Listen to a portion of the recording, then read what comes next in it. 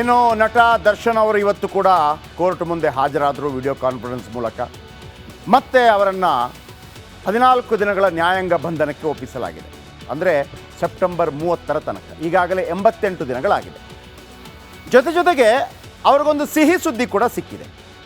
ಏನಪ್ಪ ಅಂತಂದರೆ ದರ್ಶನ್ಗೆ TV ಕೊಡಲಾಗಿದೆ, ಆದರೆ ಜೈಲಲ್ಲೇ ಇರಬೇಕು ಅಂಥೇಳಿ ಹೇಳಿದೆ. ಜೊತೆಗೆ ಕುಟುಂಬಸ್ಥರು ಮತ್ತು ಗೆಳೆಯರನ್ನು ಭೇಟಿಯಾಗೋದಕ್ಕೆ ಅವಕಾಶ ಸಿಕ್ಕಿದೆ. ಏನೆಲ್ಲ ಆಯ್ತು ಇವತ್ತು ಬನ್ನಿ ಅದರ ಅಪ್ಡೇಟ್.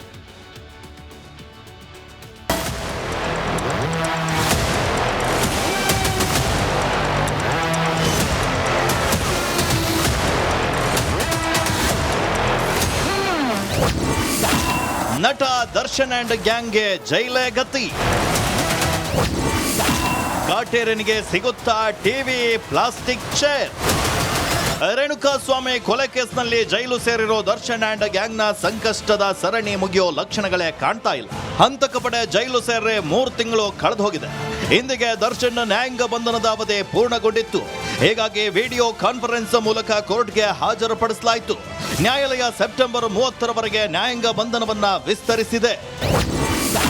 ಸದ್ಯ ನಟ ದರ್ಶನ್ ರಕ್ತ ಸಂಬಂಧಿಗಳಿಗಷ್ಟೇ ಭೇಟಿಗೆ ಅವಕಾಶವನ್ನ ನೀಡಲಾಗ್ತಾ ಇದೆ. ಆದರೆ ದರ್ಶನ್ ಸ್ನೇಹಿತರ ಭೇಟಿಗೆ ಅವಕಾಶವನ್ನ ಕೊಡ್ತಿಲ್ಲ ಅಂತ ನ್ಯಾಯಾಲಯದಲ್ಲೇ ದರ್ಶನ್ ಪರ ವಕೀಲರು ವಾದವನ್ನ ಮಂಡಿಸಿದ್ರು. ಇದೆಲ್ಲವನ್ನ ದರ್ಶನ್ ವಿಡಿಯೋ ಕಾನ್ಫರೆನ್ಸ್ ಮೂಲಕ ಕೇಳಿಸ್ಕೊಳ್ತಾ ಇದ್ರು. ದರ್ಶನ್ ಪರ ವಕೀಲರ ವಾದಕ್ಕೆ ನ್ಯಾಯಾಧೀಶರು ಮಣೆ ಹಾಕಿದ್ದು, ಸ್ನೇಹಿತರು ಹಾಗೂ ಕುಟುಂಬಸ್ಥರಿಗೆ ಭೇಟಿಗೆ ಅವಕಾಶವನ್ನ ನೀಡುವಂತೆ ಬಳ್ಳಾರಿ ಜೈಲಾಧಿಕಾರಿಗಳಿಗೆ ಸೂಚನೆಯನ್ನ ನೀಡಿದ್ರು. ಇನ್ನು ದರ್ಶನ್ಗೆ ಪ್ಲಾಸ್ಟಿಕ್ ಚೇರ್ ಕೂಡ ಸಿಗ್ತಿಲ್ಲ ಅಂತ ಲಾಯರ್ ಹೇಳಿದ್ರು. ಇದಕ್ಕೆ ಪ್ರತಿಕ್ರಿಯಿಸಿದ ನ್ಯಾಯಾಧೀಶರು ನಿಯಮದ ಪ್ರಕಾರ ಎಲ್ಲವನ್ನ ಕೊಡ್ತಾರೆ ಬಿಡಿ ಅಂದ್ರು. ಒಂದು ಪೆನ್ ಡ್ರೈವ್ ಹಾಗೂ ಒಂದು ಹಾರ್ಡ್ ಡಿಸ್ಕ್ ನಲ್ಲಿ CFSL ರಿಪೋರ್ಟ್ ಅನ್ನ ತನಿಖಾಧಿಕಾರಿಗಳು ಕೋರ್ಟ್ಗೆ ಸಲ್ಲಿಸಿದ್ದಾರೆ. ಆರೋಪಿ ವಿನಯ್ ಮೊಬೈಲ್ ಅನ್ನ ಮತ್ತೊಮ್ಮೆ FSLಗೆ ಕಳಿಸಲು ಮನವಿಯನ್ನ ಕೂಡ ಮಾಡಿದ್ದಾರೆ.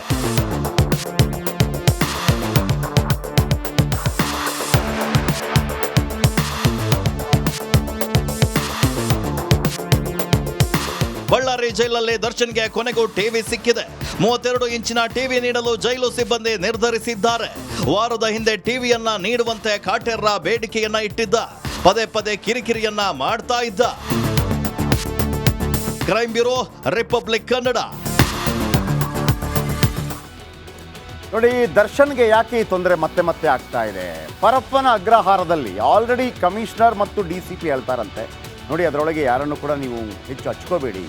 ಪರಪ್ಪನ ಅಗ್ರಹಾರದಲ್ಲಿ ವಿಲ್ಸನ್ ಗಾರ್ಡನ್ ನಾಗ ಮತ್ತು ದರ್ಶನ್ ಎಡವಟ್ಟು ಮಾಡ್ಕೋತಾರೆ. ಅದೇ ಕಾರಣಕ್ಕೆ ಬಳ್ಳಾರಿ ಕಾರಾಗೃಹಕ್ಕೆ ದರ್ಶನ್ ಶಿಫ್ಟ್ ಆಗ್ತಾರೆ. ಮೊದಲು 17 ಜನ ಅಲ್ಲೇ ಇರ್ತಾರೆ. 17 ಜನರ ಪೈಕಿ 4 ಜನರನ್ನು ತುಮಕೂರಿಗೆ ಶಿಫ್ಟ್ ಮಾಡಲಾಗುತ್ತೆ.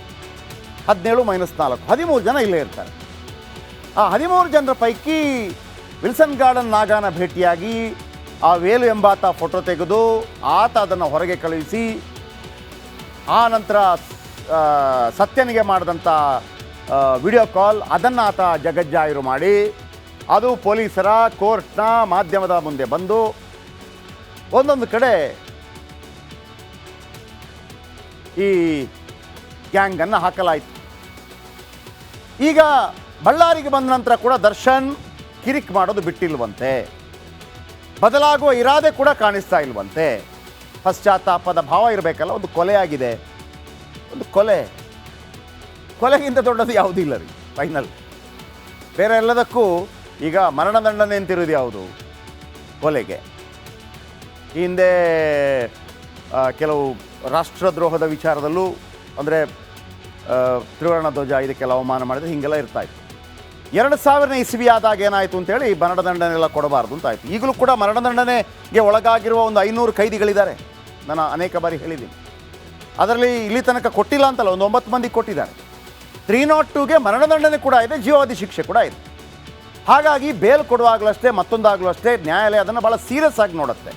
ಆಮೇಲೆ ದರ್ಶನ್ ಅವರ ವಿಚಾರಕ್ಕೆ ಸಂಬಂಧಪಟ್ಟ ಹಾಗೆ ಕಿಡ್ನ್ಯಾಪ್, ಆಮೇಲೆ ಹಲ್ಲೆ, ಕೊಲೆ, ಸಾಕ್ಷ್ಯನಾಶ ಎಲ್ಲವೂ ಇದೆ. ಆಮೇಲೆ ಪ್ರಭಾವಿ ಎಲ್ಲವೂ ಇದೆ. ಸೊ ಹಾಗಿರುವಾಗ ಕೋರ್ಟ್ ಅದನ್ನು ಎಷ್ಟು ಪ್ರಭಾವಶಾಲಿ ಇತ್ತ ಅದೆಲ್ಲ ಅದಕ್ಕಿಂತ ಹೆಚ್ಚಾಗಿ, ಅಥವಾ ಎಷ್ಟು ಫೇಮಸ್ ಅನ್ನೋದಕ್ಕಿಂತ ಹೆಚ್ಚಾಗಿ ಇದು ಎಂಥ ಅಪರಾಧ ಅಂತ ನೋಡುತ್ತೆ. ಇನ್ನು ಮೀಡಿಯಾ ದುಷ್ಟ ಕ್ಯಾಮರಾಗಳಿಗೆ ಮಧ್ಯದ ಬೆರಳು ದರ್ಶನ, ಅದು ಕೂಡ ಸುದ್ದಿ ಆಯಿತು. ಟಿವಿಗಾಗಿ ಜೈಲಾಧಿಕಾರಿಗಳ ಜೊತೆ ವಾಗ್ವಾದ ನಡೆಸಲಾಗಿತ್ತಂತೆ. ಕೊನೆಗೂ ಜಗಳ ಮಾಡಿ ಟಿ ವಿ ಪಡೆಯೋದ್ರಲ್ಲಿ ಯಶಸ್ವಿಯಾಗಿದ್ದಾರೆ. ಅಲ್ಲಿ ಹೊಸ ಟಿ ವಿ ಏನಿಲ್ಲ, ಆಲ್ರೆಡಿ ಟಿ ವಿ ಕೊಡ್ತಾರೆ. ಒಂದು 100 ಟಿ ವಿಗಳ ಪೈಕಿ ಒಂದು ಹಳೆಯ ಟಿ ವಿಯನ್ನು ತೆಗೆದು ರಿಪೇರಿ ಮಾಡಿ ಕೊಡ್ತಾರೆ. ಈ ಕಿರಿಕಿಗಳಿಂದ ಜಾಮೀನಿನ ಮೇಲೆ ಪರಿಣಾಮ ಬೀರುತ್ತೆ, ಇದನ್ನು ವಕೀಲರು ಕೂಡ ಹೇಳಿದ್ದಾರೆ. ಇದೇ ಕಾರಣಕ್ಕೆ ದರ್ಶನ್ಗೆ ಲಾಯರ್ ನೀತಿ ಪಾಠ ಮಾಡಿದ್ರಂತೆ. ನೋಡಿ, ಜೈಲಲ್ಲಿ ಇಲ್ಲ ಸಲ್ಲದ ಎಡವಟ್ಟು ಮಾಡ್ಕೋಬೇಡಿ, ಪದೇ ಪದೇ ಕಿರಿಕ್ ಮಾಡಿಕೊಂಡ್ರೆ ಬೇಲ್ಗೆ ಸಮಸ್ಯೆ ಆಗುತ್ತೆ. ಯಾಕಂದ್ರೆ ಅಲ್ಲಿ ಹೇಳ್ತಾರೆ ಅವರು, ಕಾನೂನು ಹೋರಾಟಕ್ಕೂ ತೊಡಕು ಉಂಟಾಗತ್ತೆ. ಆಮೇಲೆ ಇದನ್ನು ನಟ ದರ್ಶನ್ ಅವರಿಗೆ ಪತ್ರ ಬರೆದು ಕೂಡ ಎಚ್ಚರಿಸಿದ್ದಾರೆ. ನೋಡಿ, ಹಿಂಗೆಲ್ಲ ಮಾಡಬೇಡಿ, ಹಿಂಗೆಲ್ಲ ಮಾಡಬೇಡಿ, ಹಿಂಗೆಲ್ಲ ಮಾಡಬೇಡಿ. ಇದು ದರ್ಶನ್ ಬಗೆಗಿನ ಈ ಕ್ಷಣದ ಒಂದು ಅಪ್ಡೇಟ್. ಈ ನಡುವೆ ಏನು ನಟ ದರ್ಶನ್ ಅವರು ಇವತ್ತು ಕೂಡ ಕೋರ್ಟ್ ಮುಂದೆ ಹಾಜರಾದರು ವಿಡಿಯೋ ಕಾನ್ಫರೆನ್ಸ್ ಮೂಲಕ. ಮತ್ತೆ ಅವರನ್ನು 14 ದಿನಗಳ ನ್ಯಾಯಾಂಗ ಬಂಧನಕ್ಕೆ ಒಪ್ಪಿಸಲಾಗಿದೆ. ಅಂದರೆ ಸೆಪ್ಟೆಂಬರ್ 30ರ ತನಕ. ಈಗಾಗಲೇ 88 ದಿನಗಳಾಗಿದೆ. ಜೊತೆಗೆ ಅವ್ರಿಗೊಂದು ಸಿಹಿ ಸುದ್ದಿ ಕೂಡ ಸಿಕ್ಕಿದೆ. ಏನಪ್ಪ ಅಂತಂದರೆ, ದರ್ಶನ್ಗೆ ಟಿ ವಿ ಕೊಡಲಾಗಿದೆ, ಆದರೆ ಜೈಲಲ್ಲೇ ಇರಬೇಕು ಅಂಥೇಳಿ ಹೇಳಿದೆ. ಜೊತೆಗೆ ಕುಟುಂಬಸ್ಥರು ಮತ್ತು ಗೆಳೆಯರನ್ನು ಭೇಟಿಯಾಗೋದಕ್ಕೆ ಅವಕಾಶ ಸಿಕ್ಕಿದೆ. ಏನೆಲ್ಲ ಆಯ್ತು ಇವತ್ತು, ಬನ್ನಿ ಅದರ ಅಪ್ಡೇಟ್.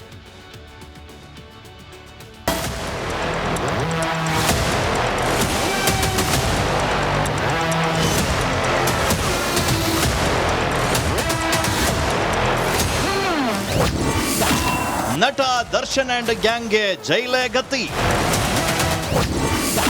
ಕಾಟೇರನಿಗೆ ಸಿಗುತ್ತಾ ಟಿವಿ, ಪ್ಲಾಸ್ಟಿಕ್ ಚೇರ್. ರೇಣುಕಾಸ್ವಾಮಿ ಕೊಲೆ ಕೇಸ್ನಲ್ಲಿ ಜೈಲು ಸೇರಿರೋ ದರ್ಶನ್ ಅಂಡ್ ಗ್ಯಾಂಗ್ನ ಸಂಕಷ್ಟದ ಸರಣಿ ಮುಗಿಯೋ ಲಕ್ಷಣಗಳೇ ಕಾಣ್ತಾ ಇಲ್ಲ.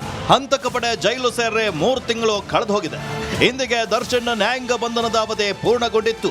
ಹೀಗಾಗಿ ವಿಡಿಯೋ ಕಾನ್ಫರೆನ್ಸ್ ಮೂಲಕ ಕೋರ್ಟ್ಗೆ ಹಾಜರುಪಡಿಸಲಾಯಿತು. ನ್ಯಾಯಾಲಯ ಸೆಪ್ಟೆಂಬರ್ 30ರವರೆಗೆ ನ್ಯಾಯಾಂಗ ಬಂಧನವನ್ನ ವಿಸ್ತರಿಸಿದೆ. ಸದ್ಯ ನಟ ದರ್ಶನ್ ರಕ್ತ ಸಂಬಂಧಿಗಳಿಗಷ್ಟೇ ಭೇಟಿಗೆ ಅವಕಾಶವನ್ನ ನೀಡಲಾಗ್ತಾ ಇದೆ.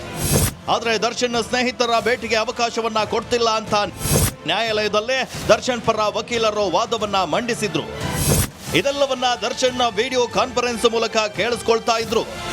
ದರ್ಶನ್ ಪರ ವಕೀಲರ ವಾದಕ್ಕೆ ನ್ಯಾಯಾಧೀಶರು ಮಣೆ ಹಾಕಿದ್ದು, ಸ್ನೇಹಿತರು ಹಾಗೂ ಕುಟುಂಬಸ್ಥರಿಗೆ ಭೇಟಿಗೆ ಅವಕಾಶವನ್ನ ನೀಡುವಂತೆ ಬಳ್ಳಾರಿ ಜೈಲಾಧಿಕಾರಿಗಳಿಗೆ ಸೂಚನೆಯನ್ನ ನೀಡಿದ್ರು. ಏನು ದರ್ಶನ್ಗೆ ಪ್ಲಾಸ್ಟಿಕ್ ಚೇರ್ ಕೂಡ ಸಿಗ್ತಿಲ್ಲ ಅಂತ ಲಾಯರ್ ಹೇಳಿದ್ರು. ಇದಕ್ಕೆ ಪ್ರತಿಕ್ರಿಯಿಸಿದ ನ್ಯಾಯಾಧೀಶರು ನಿಯಮದ ಪ್ರಕಾರ ಎಲ್ಲವನ್ನ ಕೊಡ್ತಾರೆ ಬಿಡಿ ಅಂದ್ರು.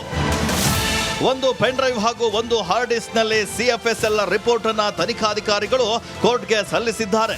ಆರೋಪಿ ವಿನಯ್ ಮೊಬೈಲ್ ಅನ್ನ ಮತ್ತೊಮ್ಮೆ FSL ಗೆ ಕಳಿಸಲು ಮನವಿಯನ್ನ ಕೂಡ ಮಾಡಿದ್ದಾರೆ.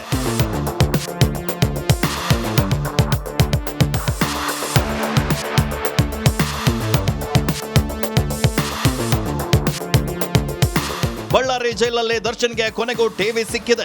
32 ಇಂಚಿನ ಟಿವಿ ನೀಡಲು ಜೈಲು ಸಿಬ್ಬಂದಿ ನಿರ್ಧರಿಸಿದ್ದಾರೆ.